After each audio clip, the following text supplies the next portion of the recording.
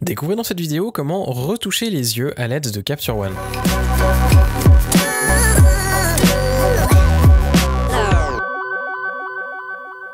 Salut, je m'appelle Quentin Descaillets. Vous pouvez retrouver mon travail sur quentindescaillets.com ou sur facebook.com/quentindescaillets. Dans cette nouvelle vidéo, on va regarder ensemble comment éditer ou retoucher, selon comment vous préférez le décrire, les yeux de quelqu'un à l'aide de Capture One. Ce que l'on va en fait essayer de faire, c'est donner un petit peu plus de dimension aux yeux et ainsi donc au visage de la personne que l'on a sur la photo. La raison pour laquelle j'aime bien le faire dans Capture One plutôt que dans Photoshop est que l'on travaille encore avec un fichier brut et ainsi on conserve toutes les données que l'on a sur notre image. On va pouvoir par exemple rehausser un petit peu l'exposition sur une partie de l'iris. En le faisant dans Capture One, on va pouvoir bénéficier de la dimension, de la palette de couleurs et de luminosité que le fichier RAW a nous offrir, chose que l'on n'aurait pas dans Photoshop. Pour faire ces ajustements, étant donné que ce sont des ajustements locaux, on va se rendre dans Réglages locaux et comme vous le voyez, j'ai déjà un calque. Le calque que j'ai déjà en fait permet de rehausser un petit peu l'exposition sur le visage de ma modèle. Le fichier est déjà plus ou moins traité et prêt à être utilisé. Il reste juste quelques petites modifications que l'on va faire maintenant ensemble. Je vais zoomer un petit peu pour mieux voir ce que je fais. Je vais créer un nouveau calque aussi qui s'appelle Iris, ainsi je sais de quoi il s'agit. Et je vais aller peindre sur la zone qui se trouve entre la pupille et le bord de l'iris. Si vous zoomez un petit peu plus, parce que c'est une zone qui est très fine et du coup le pinceau ne s'affiche pas toujours, des fois il faut zoomer un petit peu plus. Ce que vous pouvez déjà faire pour bien voir ce que vous faites, plutôt que d'utiliser le masque qui pourrait être trompeur en vous donnant une impression d'avoir trop masqué ou pas assez, c'est de déjà augmenter l'exposition à 1 et ainsi vous voyez directement le rendu que vous aurez.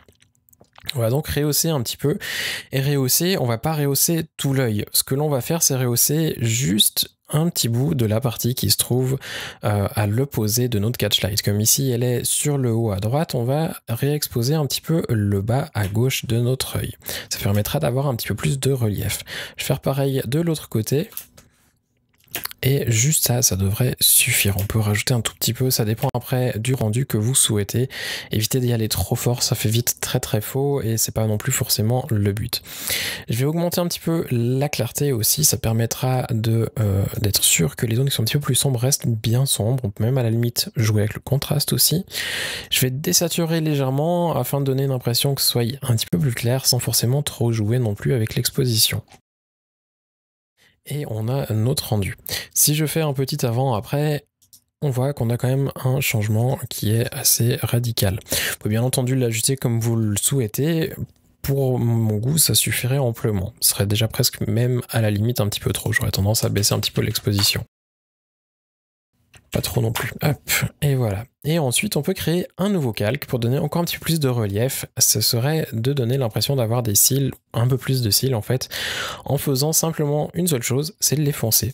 Je vais donc créer un nouveau calque, je vais l'appeler cils ou simplement, si vous préférez, burn, comme vous souhaitez. On va faire une exposition à -1 dans notre petit panneau d'exposition. On va reprendre notre outil pinceau, donc qui se trouve ici, ou B sur le clavier, et ensuite on va aller peindre le long de la ligne des cils. À noter que vous pouvez aussi le faire sur le bas, faites attention par contre en le faisant sur le bas de pas trop déborder de la ligne de cils, ça pourrait renforcer les petites poches ou les cernes éventuelles qu'il y aurait. En plus de ça, si vous faites sur tout le contour, ça risque de diminuer la taille de l'œil, donner une impression d'avoir un œil qui est plus petit. Pour quelqu'un qui a des grands yeux, ce sera pas gênant. Pour quelqu'un qui a des petits yeux, par exemple un profil visage asiatique, ça serait un petit peu moins sympa. Si vous y allez délicatement, vous pouvez même éventuellement reboucher entre guillemets quelques petits trous que l'on pourrait avoir dans les cils pour donner l'impression d'avoir des sourcils un petit peu plus rempli. On peut tout à fait le faire. Et enfin, on peut aussi sur la pupille légèrement passer pour être sûr que ça soit bien noir. Et dernière chose, c'est juste faire le contour de notre iris de manière très légère pour donner un petit peu plus de forme à notre œil, avoir une impression vraiment de contraste sur l'œil. Et on va légèrement dézoomer pour voir le rendu, et là encore c'est peut-être un petit peu trop, on va juste rebaisser un peu notre sous-exposition, et on a ainsi le rendu après changement.